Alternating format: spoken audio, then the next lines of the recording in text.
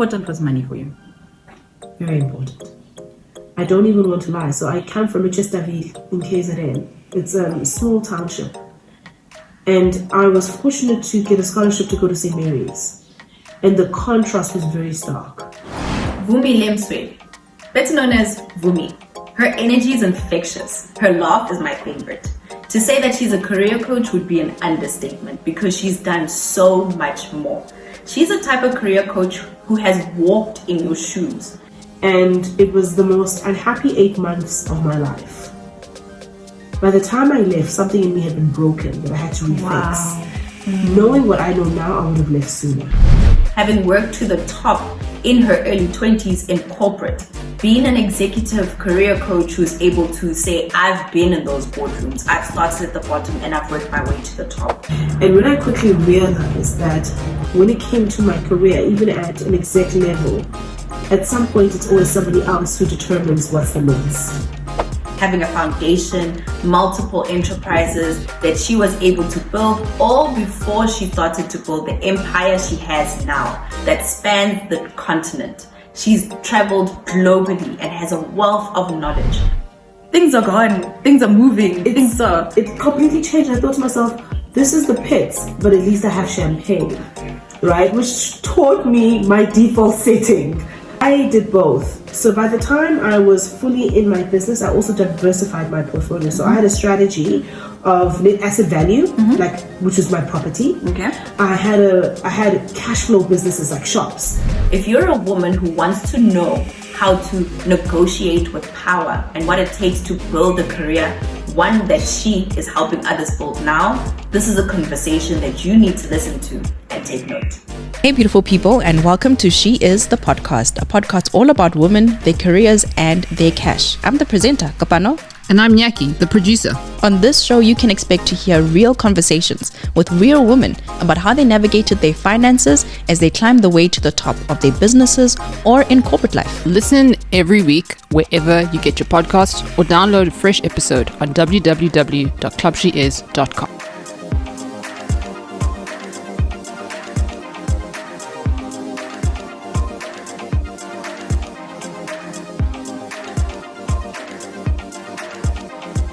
Vumi, I'm excited to have this conversation with you, okay? I'm excited. The build-up is so exciting. Okay, so I want to know it's 2 questions. The biggest financial mistake you made and the biggest career mistake you made. Ooh. Biggest financial mistake, I went into a business that resulted in me having 3 cars repossessed. I thought I knew what I was doing because I done desktop research. I was like, oh, how hard can this be? Turns out on the ground it was fundamentally different. Wow. So it was teaching me the importance of humility every time you go into business. Being great at one business doesn't make you a great business person. Yes. It means you've mastered one thing. So for me, that was a big, big lesson. Every time I go into business, to go in as a student and not assume I'm a master, that arrogance will cost you. And is that what happened with that business decision? Yes. It was, I'm successful at this, I know what I'm doing, so going into this should be easy. This is like chump change. This is my side hustle. I'll just make a couple of million here and I'll keep it moving until then I sold him the keys for all 3 cars. Wow. So yeah. And the recovery from that? It was funny because literally I was on the way to Vumi and Verve. I used to hold Vumi and Verve, women mentorship circles. So I was like, sorry, I know you're repossessing the car, but can you just drop me off at Monte Casino because people are waiting for me? And that was the recovery. So I stand there and we have a fantastic round circle coaching.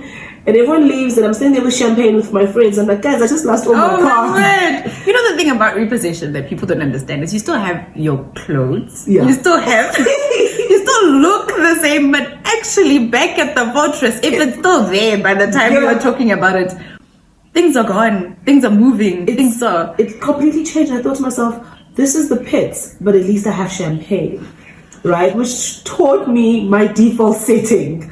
I'm like, I'll be all right. I will be all right. So as long as I have champagne, bubbles fix everything. Everything is better. Was that also your biggest business mistake, or was it different? Yeah, definitely my biggest financial and business mistake. I think from a career perspective, yes. It's an interesting one. I think for me, I worked at a bank, I won't say the bank's name, but with a very narcissistic boss. And it was the most unhappy 8 months of my life. By the time I left, something in me had been broken that I had to refix. Wow. Knowing what I know now, I would have left sooner. That conversation is something that a lot of people want to have, but they don't have it. Yeah. And a lot of the times it's with themselves first. Yeah. Is that this place is breaking me. I need to go.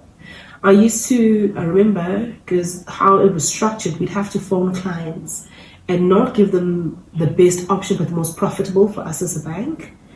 I used to go to confession at that time 2-3 times a week because I felt like my soul was getting dirty. So it was breaking something spiritual. Fundamental. It is Yeah. essential. It was at the foundation of you. I felt like I was lying every day. And that value misalignment was not worth how much I got paid. I would never put myself in that position again. So from there to being Vumi now specialist at the top of her game, especially talking about a matter of happiness within your career to where you are now, how did that transformation actually happen? So I became very intentional about the jobs I chose. I became very intentional also knowing what my career strategy was going to be. So I quickly realized that at 30 I was going to have to work for myself. Okay. So I knew I then had the next almost decade to learn as much as I wanted to, as I needed to get the networks I'll need to be successful in business. I wasn't quite sure what the business was going to be. But I figured if I'm going to be an entrepreneur, it means I have to work in banking or I have to work in telco, because those two basically see every single industry. Yes. And auditing. But I studied accounting, I knew auditing wasn't going to be it. So being exposed to all the industries and having that network, I knew would lead me in good stead for whatever the business was going to be. Yes. I just didn't know what the big idea was going to be when I made the decision I was going to be an entrepreneur. So when did you make the switch? And I was always an entrepreneur. So in this way, it's weird because, right, I had my property business that I always had on the side, which is why I worked for the banks because great interest rates. But it became clear, I think I was sitting at a board meeting and I looked around and I was the only woman, I was the only black, I was the only African, I was the youngest person in the room, and imposter syndrome knocked me out. How old are you? Must have been about 24. Okay. 24, 25. And I reached out to someone I trusted in my business and I said, listen, I need help. And they said, you need a coach. Okay. And I got a coach. And this woman sat across the table from me and she was like, I can imagine. You can imagine? No, I need you to help me, not imagine how I feel. And I was like, have you ever even read a board pack? She was like, no. I'm like, have you ever been an executive? No. No. And I was like, I'm going to need someone with some experience. And in that moment, I realized she had no idea what it was like to be African, be female, be in that space, and to have to overcome the mentality of, oh my goodness, they think I'm here because You're lucky. I'm lucky. I'm here because it's a quota. I'm here. The equity thing? Yes. All of that. So I was like, I need someone who gets this. And in that moment, I was like, okay, when I finish this, I'm going to start a coaching business. So African women never have to walk into a room and someone say, I can imagine. Yes. Someone says, I've done it. Here's some strategies and this is how we're going to get through it. And that's where the big idea And at came. 24, what position were you in already? I was head of business support and then I looked after risk at the same time and business development. So I had 3 roles within our exco. You were a steam train. I was. I never How do said you become no. a steam train in corporate at such a young age? You create opportunities for yourself and you don't say no. So you had that fire. I had that fire, but it also meant I didn't have a social life. Exactly. Yeah, I didn't. Exactly. I worked ridiculous hours. At some point, I used to know what city I'm in based on the reception. I was like, oh, okay. Oh, Cape Town. This is where we are. Which was ridiculous. I'd sleep on the plane. I'd be so tired. My parents like, okay, you land here. You just... And I was go. And I think it was important for that period in my life because I also knew it was finite. So I didn't get to enjoy other things that my friends were enjoying. But it's different now. It's different now. So going from being so busy at 24 and then getting into your business, how did you balance that? Because you know the term workaholic, I'm not really a fan of it because in a way that's how some people see me. And I understand that when you're a hard worker, and you know the season that you're in. Yeah. you said working hard had its time and its season then. Yeah. And then transitioning into business, you've got to set the foundations as well. Yeah. How did you manage that when you decided I'm going into business and I'm building my business from that hard worker in you? How did you manage that? So I did both. So I did my career and my business at the same time. So by the time I left corporate, my business had a solid foundation, right? Because also your girl didn't want to be broke, right? So you didn't want the leap of faith. No. I wasn't ready to walk by faith like that, right? So I did both. So by the time I was fully in my business, I also diversified my portfolio. So I had a strategy of net asset value, which was my property. Okay. I had cash flow businesses like shops that were generating revenue for me. Then I had my legacy business, which is Chesed, which is my wealth creation business. Wow. So I never wanted to make a decision based on hunger. Did you have 5 things on your plate? I'm counting. Let's talk about this. Yeah. You had property. Yeah. You had your cash flow businesses. Yes. You had Chesed, right? Yes. And then you were working in corporate. Yes. And you were building. So as I was leaving corporate, then I had those. Yeah. Wow. Within the last year, and I obviously do my speaking and sitting on boards. Yes. I always look. Your personal brand is a full-on business. It is. So if you're speaking, if you're doing all of these engagements as a person, and it's not necessarily that I'm going for a property thing, it is a full-on built business as well. Yeah. So what made you have the decision then? You have all these things running, and it seems as though you were running them. How were you when you were running everything at the same time? It was go. It was constantly. So literally I was very good at negotiating my time. So I'd leave work early. Depending on the company, sometimes I'd leave at 3, sometimes 2, and then I'd go into my other businesses, which allowed me that. But it did mean I'm up at 4. Right? So I'm up at 4 doing other things. Yes. So I was able to transition in that manner. But also the reason all of that happened is for me to be where I am now. Now I work 3.5 days a week. Right. Yes. Because I don't work on a Wednesday afternoon, I don't work on a Friday. Yeah. And I was saying to my team, next year it's 3 days. My goal is to work 2 days. I want to work on a Monday and a Tuesday, and that's it. That's it. But you have your team set up, your businesses, your systems are all good. Yes. Exactly. Yeah. Exactly. So the resignation, why? At this point, it's a why did you resign? If you have all these things running and you could negotiate your time, the question is, why would you resign? I wanted to be Chief Operations Officer at Congo. They wanted to send me to Asia. So 2 very different places. Very different places. And I'm very much a Pan-Africanist. And when I quickly realized that when it came to my career, even at an exec level, at some point it's always somebody else who determines what's the next.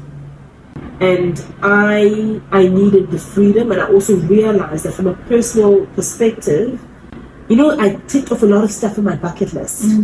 And I wanted now freedom, and I wanted to build something for my children, even though they didn't exist yet and weren't going to exist for a long time to come. But I wanted that, and I think the opportunity to know at 30, if I failed, it's on me. Yes, like the consequences are on me. I've got I can't blame anyone else. Yes, and the consequences aren't like everyone in this house is going to starve. I'm like, my default is so I'm going to be high, If there's a can of beans, if there's pap, I'll be alright, So I was like, this is the perfect time to do it. I built enough credibility. I had a good reputation, a good network. If I was ever going to jump, this was it. And already the business was growing, where I'd have to say to clients, I'm so sorry, I can't coach you. Yes. I'm not going to be around. And they're like, Vumi, I can't wait 2 weeks. This is urgent. Yes. I'm like, I need to start making a call here. So going into coaching, right? You do coaching differently. So there are many coaches, especially now. Yeah. And coaching has evolved over the years. And like you said, you looked at a coach who didn't have that experience. And now you are a coach who does have that experience. How did you build your coaching business to be so different from what we're seeing today? Oh, that's a good question. So I think one of the first things is back when I started coaching, people didn't even know what it was. So I did a lot of education, which is where my Instagram lives came in. I did a lot of educating people about what it is that I do. So that's the first thing. And I also was a bit unconventional in that I started coaching on radio. Wow. So I was on Kaya every single week. I was on Smooth FM in Nigeria, in Botswana. So people started hearing, is that what it is? Because when I told my dad I'm going to be a coach, he's like, how? well, no, you don't even play soccer. And I was like, what? No, not there. No. Right? So I even had to educate my family for a long time. And even now, my mom's kind of like, she's still not quite clear until she experienced coaching. Then she's like, I get it, right? So that educational piece helped people go on the journey with me. So when they heard the conversations on radio, on TV about, Vumi always says this, oh my goodness, this is what's happening to me. Yes. Then they reached out. Exactly. So that was the first thing. The second thing is, my style of coaching is very different because I'm like, you're not here for a therapy session. Yes. If you knew what to do, you wouldn't be here. So it's very get up and go. And some coaches think it's not the smartest style of coaching because I want to have high impact. So the shorter the sessions, the better. Because I'm like, we're not here to mull over the problem. We're here to solve it. So the faster we can do that, the better. And I think also some people are very shocked that we even have 30-minute sessions. Wow. Because we've gotten a framework. How do you get all of that value in 30 minutes? Right? So we've created a framework that really works and is impactful. But what we find interesting is that we tend to find people returning after 2 to 3 year cycles. Wow. Where they're like, okay, I've negotiated now. Vumi, now I want exec. Now we come back. So people think that it doesn't make sense financially. But it does, because it means your clientele base become lifetime clients, but you don't see them every month for a year. But that's in the nature of the type of coaching that you do, the people that you work with, right? They have careers that span over, decades. Yeah. So you are there at every different level. And that's what you mean by being at the exec level. You work with people right from the bottom to the top. Yeah. How has your value proposition changed over the years? What was it when you started? And what is it when now? It started, funny enough, it started out as financial coaching. No, seriously? Yes. Why? I'm a qualified financial planner. Okay. So how I structured things, people are like, how'd you do that? Right? Okay, yeah. So we started out as financial coaching, and then it grew into more and more career. Because people are like, yeah, for me, I'm broke, but then, you said I must negotiate, and I said this, and then he said, I'm like, what are the politics? Unpack it for me. Actually, this is what's happening. So people will be like, oh, so it evolved, which is why people are always surprised by the majority of our corporate clients in the financial services sector. Yes. Because they bring us in usually for the financial, and they're like, actually, tell us about this career management. And then they look at all our other coaching offerings that we have. So that's how, in essence, it started. And now also we've got programs, right? I used to do lots of master classes every month. Now we have programs where you join the Career Acceleration Program and you have it for that 2-3 month period. And now we're launching the Africa Career Summit, where in essence it's one day you come in and it's the best of the best from across the continent. So even that, it's so liberating for me because it stops being about Vumi coached me, but it starts being about I got the best to help me. And that for me in essence is my calling, is to connect people from where they are to where it is that they're wanting to be in their career, but that doesn't have to be via my route. Exactly. I just have to give access. Exactly. So be that door that gets them to the resources that they need. Exactly. So you are getting down to the root cause. Because you talk about money, but the root cause here is at the end of the day, if you're not bringing in, if you haven't maximized what you're bringing in, there's always going to be that problem. Yes. The funny thing is, in reverse on our side with Club She is, I started off coaching people to generate income. Right? And now I'm in finance. And it's because I realized that people make money and nothing changes. It's so painful. That's so painful. You just make the money that you said you want to make. You know that if I made an extra 100, I could solve this. And then from there we move. And people want the financial reset button. Yeah. And they feel like 100 is enough or 200 is enough for that reset button. They get it and everything's still the same. Exactly. So here there's not an income problem. There's a money problem. How do you spend your money? And a psychology. What's your mind behind it? What is your thinking? How do you act as a result of what you think about money? So for you, when you made your biggest deal or your biggest paycheck, how did that impact you? Very little. Why? It's interesting because my friends joke and say, other girls buy shoes, you buy houses. I'd love to do that. I'd rather buy houses. So every time I got the biggest deal, every time I got an extra bit of income, I'd keep my lifestyle as is and I'd get more assets. Why did you do that? Who told you to do that? My grandfather. My grandfather, when I came home, I remember I was working at Investec. I came home and I'm like, I'm renting. He said, this cash. was like, how?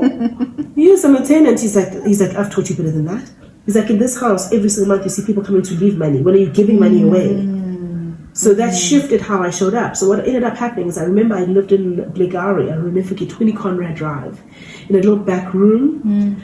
I downsized from Sunny Hill, downsized, and I started buying properties. So even though I was renting, that rent money was coming from my properties. Exactly. And I told myself I have no business looking at a German car until I had 5 properties. So when I got to 5 properties, I got the Mercedes. Nice. Right? Yes. So for me, it was always about how do I create that wealth and keep it going. So every time I got a big paycheck, I kept my life as is, but my net asset value grew. Yes. Yes. So that's always been how I tend to maneuver. So how do you enjoy your money now with that mindset? And I'm asking because there's quite a lot of people who learn to live frugally, be frugal with their money, but then they never get out of it even as they continue to earn more.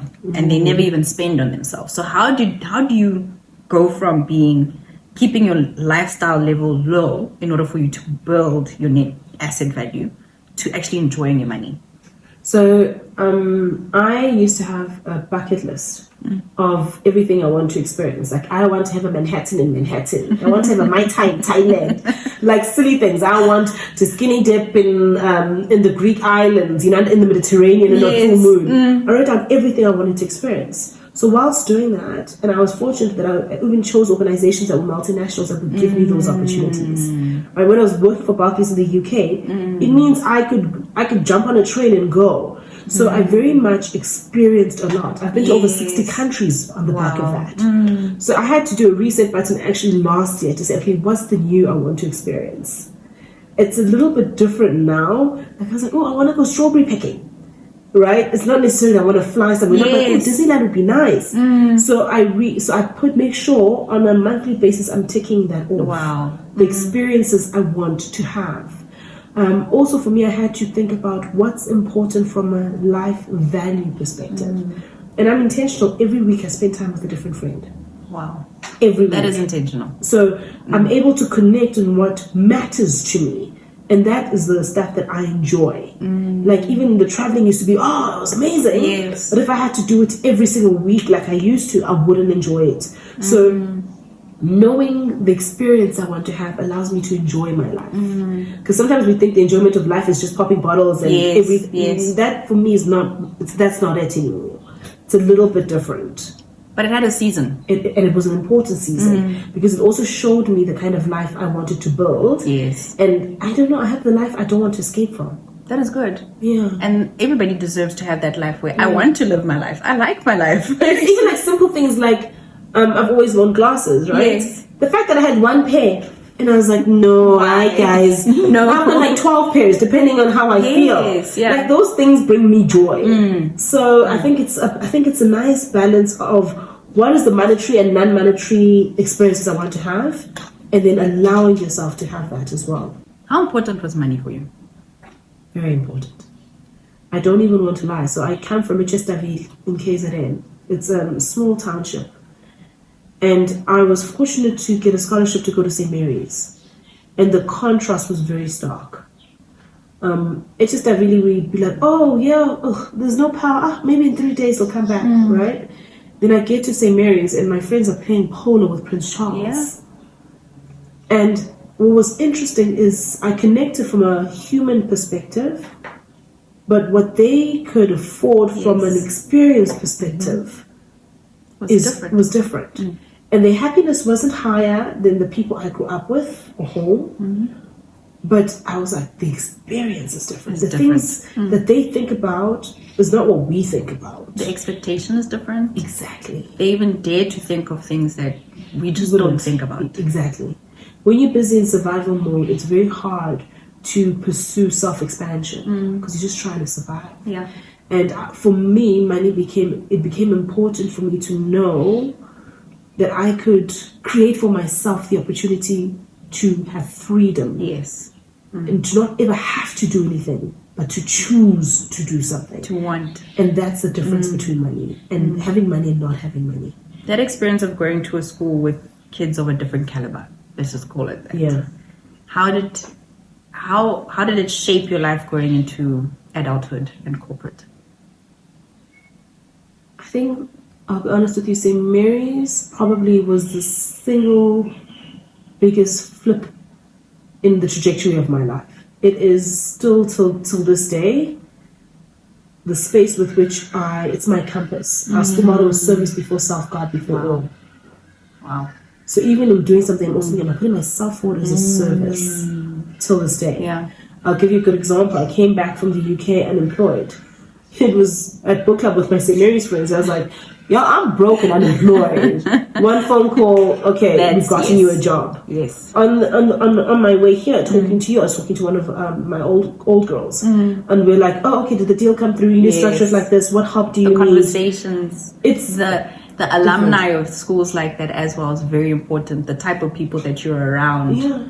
And they'll never let you see yourself as less than worthy. I love that. Which for me is important. One of our old girls, I think in 1992, went missing in Cape Town.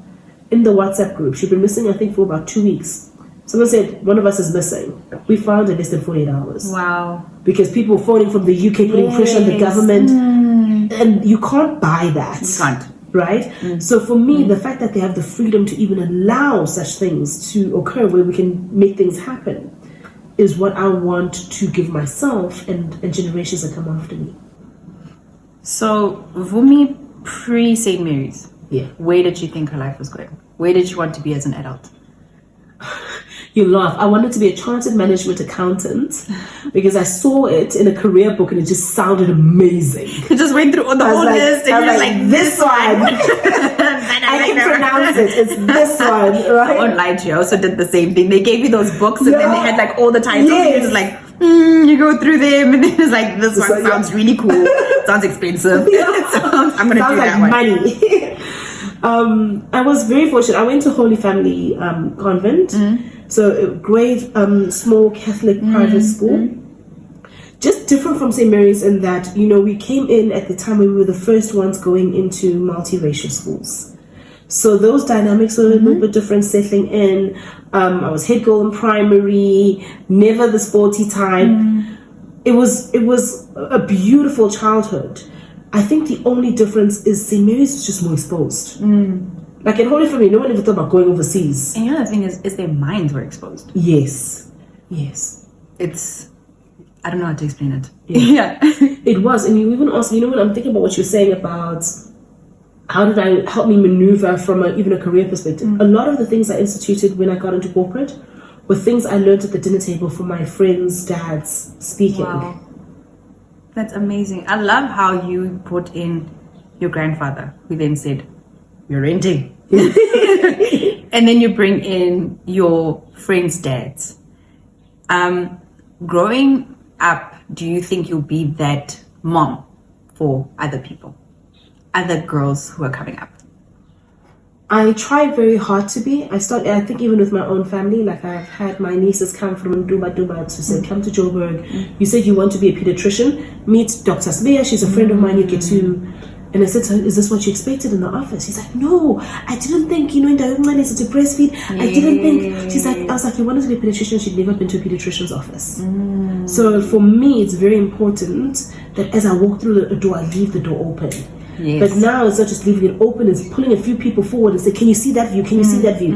That for me is very important. I think that's why I started the foundation.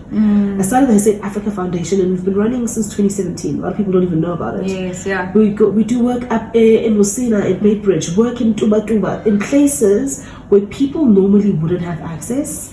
And if all I can do is say to you, who do you need to speak to? Like someone was saying to me, oh my goodness, I love this particular chief marketing officer. And I was like, she's a friend of mine. Let me put her on the phone. And what that did for that little girl was amazing. A game changer. It opens the world. It does. It opens the world. It's important. It's important. What legacy do you think you'll leave behind from a personal perspective and a career perspective? So I think I must have been early 20s, maybe teenager when I read the story of Mr. Noble. And Mr. Noble had been a gunpowder guy, produced gunpowder. And he was in France, and they said it translated to the merchant of death is dead. They thought he'd passed away, but it was the wrong Mr. Noble. Oh, wow. So he got to see his obituary before. And he decided then that he was going to change his life. He wanted to not kill humanity, but celebrate the best of humanity. Wow. Hence the Nobel Prize. Yes. So I always thought the best way to think about my legacy is to think about what do I want on my tombstone. And mine is very simple. I wanted to say, Dr. Vumile Msweli, here's doctor. It has a good ring to it. You know, it just sounds... Yeah, finally. Yes. It has that thing. Dr. Vumile Msweli, wife, mother, friend, servant of God. That's it. I love that. I love that. And from a career perspective, if you were to walk away from all the enterprises you have, what impact do you think you've had on those enterprises, and how will they move forward without you? I think in looking at the properties, it's property, right? You're giving people shelter, they will continue seamlessly without me. In looking at the shops, I've built teams who basically don't need me. It's just a question of what patients do you think surgery comfortable, and the guys just handle things. In looking at Hesed, where it is now, it's not ready 100% for me to drop dead. I was speaking to my chief of staff to say, guys, you need to step up. You need to start taking over a lot more. And we've got a very ramped up plan to make sure the next 2 years I can walk away. I don't have to be the CEO anymore. So I think, and the impact for us is very, very clear. We want African women to look at their careers differently. To say, I never thought about it like that. And to start saying, it's an offer, I don't have to accept. Yes. Just if at least one of them starts negotiating, it starts shifting the narrative of us earning, 60% to the dollar, as opposed to our male counterparts who get $1 per dollar, right? And for me, those are the shifts that need to happen. So that for me would be the legacy that we leave. From the foundation perspective, I would be very sad if I died right now, because there's so much I want to do with the foundation. I think we've got a strong team. I think from a fundraising perspective, we've got a strong team.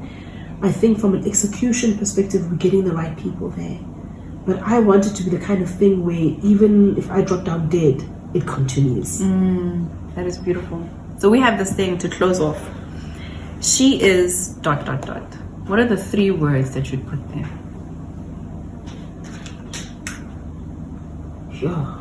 She is, to describe myself, she is umuntu. I really am human, and I really see others. Ubuntu is a big value for me. She's respectful,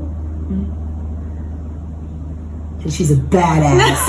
Yes.